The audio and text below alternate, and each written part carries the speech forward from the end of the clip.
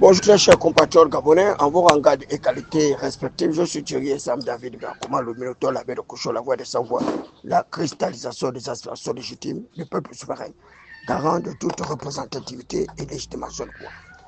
Je fais cet audio pour pouvoir manifester mon désarroi, voire même mon mépris à l'égard de la gouvernance politique, économique et sociale actuelle, caractérisée par le développement des écarts de conditions, caractérisé par l'ostracisme, la patrimonialisation du pouvoir, voire même personnification ou personnalisation du pouvoir. Comment concevoir que Éric Otité, qui n'aurait pas été victime justement de déguerpissements sauvages et primitifs du côté de Plénorité, puisse arguer et qu'il a obtenu une maison d'habitation par un don du chef d'État Biscoto Ligigema. C'est tout de même incroyable. Mais nous sommes dans quel genre de république? Moi, j'ai perdu 5 villas de mon père, plus une maison en étage. Et nous n'avons obtenu aucun effet compensatoire. Et on a tout de même des personnalités qui d'ailleurs avaient récusé le fait que nous ayons manifesté ouvertement notre gêne, notre désapprobation, notre mépris à l'égard justement de ces déguerpissements mal conçus, mal pensés, mal réfléchis.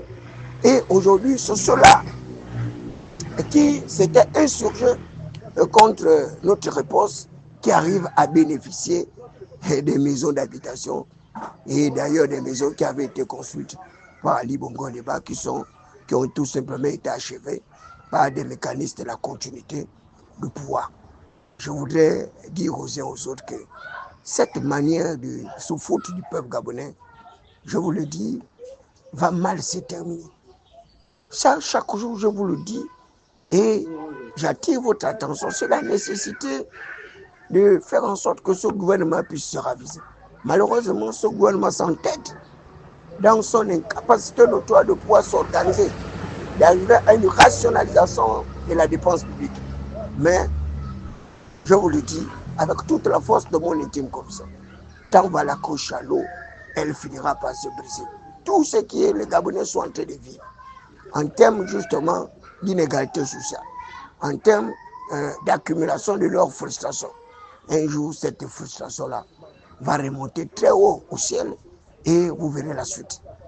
Parce que le Dieu réparateur de tort, l'éternel des âmes et le Dieu du Gabon, qui nous a dotés de toutes ces richesses, qui nous a protégés de tous les affres d'une véritable déstabilisation, d'un véritable complot à l'égard de nos institutions, ne vous laissera pas impunis par rapport à tout ce que vous êtes en train de faire vivre aux populations gabonaises.